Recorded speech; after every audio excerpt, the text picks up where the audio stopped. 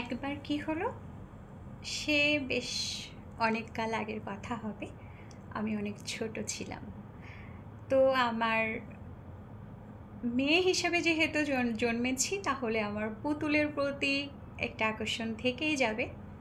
তো আমি তখন হাতে করে পুতুল বানাতাম। আমি একটু হাতের সুই সুতোর ফোড়ে একটু ভালো লাগা কাজ করে আমার। তো একবার কি করলাম, আমি আমার বেশ একটা বউ রেডি করে ফেলেছি। তো বরকে আমি বড় রেডি করেছি, কিন্তু বরের মাথায় যে পাগড়ি দিতে হবে বা টুপির উপরে যে একটা নতুন বরের হচ্ছে একটা বিষয় থাকে না, যে পাগড়ির উপরে আর কি, পাগড়িটা প্রপারলি করার জন্য আমার একটা সাদা কাপড়ের দরকার ছিল। তো আমি কিভাবে সেই কাপড়টা সংগ্রহ করব? আমি তো মায়ের শাড়ি বা আদার্স আমার ড্রেস আপ এসব দিয়ে আমি হচ্ছে বউ করেছি, এখন বর করতে গেলে আমার সাদা এক টুকরা কাপড়ের দরকার। তো আমি তখন কি করলাম, আমি আব্বার একটা হচ্ছে আলমারির থাকে, আব্বার শার্ট রাখা থাকতো। তো আব্বার শার্ট একটা সাদা বের করলাম। হচ্ছে সেই শার্টটা আমি আস্তে করে শার্টের মধ্যে থেকে আমি কি করলাম, ওই যে পকেটটা আমি আস্তে করে ব্লেড দিয়ে সুন্দর করে আমি আর কি কেটে নিলাম। কেটে আমি ওই হচ্ছে ঠিক যে বরের পাগড়িতে দিতে হয় সে পাগড়িটা আমি করে ফেললাম। আবার আমি শার্টটা ভাঁজ করে সেখানে রেখে দিয়েছি। এখন মজার বিষয় হচ্ছে, ওই শার্টটা পরে আমার বড় আপুর বাড়িতে আমার বাবা মা যাচ্ছিলেন দাওয়াত খেতে। এখন পথে মধ্যেই আমার বাবা পকেটে যখন হচ্ছে টাকা বা কোনো কিছু রাখতে গিয়ে দেখেন যে পকেটটা নাই, তখন আমার বাবা ভীষণ ক্ষিপ্ত হয়েছেন এবং আমার বোনের বাড়িতে দাওয়াত খেয়েছেন, যে কোনোভাবে যাই হোক খেয়ে বাড়িতে এসেছেন। এসে হুলুস্থুল কাণ্ড, মানে মাকে বলছেন যে শত্রুতা করে বাবার পকেট কাটা হয়েছে, কেন পকেট কাটা হয়েছে, কি যে একটা ঝামেলা তৈরি হয়েছে। বাট আমি আর তখন কিছু বলতে পারছি না। আজ সাদা পোশাক পরেছি, তাই মনে হলো গল্পটা শেয়ার করি। তো তখন আমি ভয়ে ভয়ে তখনও মুখ খুলছি না। এরপর আব্বার সমস্ত শার্ট বের করে আব্বা ভীষণ মানে এত রেগে গিয়েছেন যে তার পছন্দের শার্টের পকেট নেই, এটা ভাবা যায়।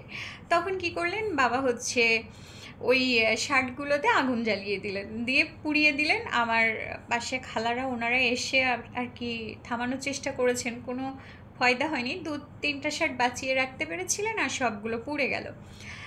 এরপর বহুকাল পর আমার ঘর পরিষ্কার করতে গিয়ে মা আমার খেলনা বক্সে দেখে যে পুতুলের মাথায় হচ্ছে একটা সাদা কাপড়। আর সেই তো ঐতিহাসিক আব্বার পকেটের ওই কাপড়টা, মানে পকেটটা। তো সেই দিন মা আমার সব বর পুতুল বের করে টোরে বলছে যে আজ আসুক বাড়িতে, তোর আব্বা বাড়িতে এলে আমি দেখব আমি শত্রুতা করে পকেট কেটেছি নাকি তার মেয়ে এটা করেছে। এখন আব্বা বাড়িতে আসার পর আমি এত টেনশন নেই না মাথায়, কী জন্য আমি জানি যে খুব বেশি হলে কখনো গায়ে হাত তোলেনি, হয়তো বা একটা চট থাপ্পড় মারবে, কিন্তু তারপরও আমি প্রচুর পরিমাণ ভালোবাসাটা পাবো, ওই আদুরে স্বভাব আর কি। তারপর কি হলো, আমি সব কিছু মিলিয়ে টোটালি আমি নীরব। এখন ওই যে নীরব, কবিরা নীরব হয়ে যায় ছোট থেকেই, হয়তোবা আজ 2 কলম লিখি ওই জন্যই তখনই নীরব ছিলাম। তো যাই হোক, সেই যে বিষয়টা গেল। পরে আব্বা আসার পর আমার মা যখন এই নালিশটা দিলেন, বিশ্বাস করেন আমি মনে হয় আমার বাবার মুখে এত হাসি কখনোই দেখিনি। ইভেন এত হাসি এসেছিলেন এবং আমাকে কোলে নিয়ে আমাকে গালে তুলে মেখে ভাত খাইয়েছিলেন, এবং মারও বিষয়টা ভালো লেগেছিল। মানে এটা হাসির একটা কাণ্ড হয়েছে। দেখেন, মেয়েরা বাবার কাছে বা পরিবারের কাছে কত একটা রত্ন, যতটাই যাই করুক না কেন পরিবারের কাছে তার আদর ভালোবাসা, ভাই বোনের ভালোবাসা, পরিবারের অন্যান্য সদস্যদের ভালোবাসা, এটা পাওয়া না আসলে দুঃসাধ্য একটা বিষয়। কিন্তু আল্লাহর কাছে শুকরিয়া আদায় করি যে এমন একটা পরিবারে আমি বেড়ে উঠেছি, যে পরিবারে ভালোবাসার কোনো কমতি আমার নেই। তো সেখান থেকেই বলি। তো প্রত্যেকটা মেয়েই কিন্তু এমনই আদরের দুলালি হয়ে থাকে, অথচ যখন সেই মেয়েটাই পরের বাড়িতে যায়, পরকে জয় করতে হয়। পরের মন জয় করা এতটা সহজ না।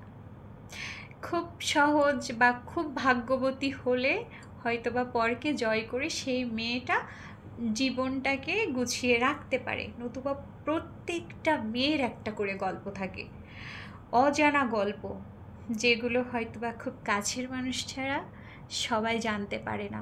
হতে পারে কোনো অসুখ, হতে পারে কোনো না পাওয়া বিষয়, হতে পারে এমন ফ্যামিলি ড্রামা বা ট্র্যাজেডি, যাই হোক এমন কিছু হতে পারে। তো আসলে সাদা বিষয়ের সঙ্গে অনেক কিছু মিল থাকে।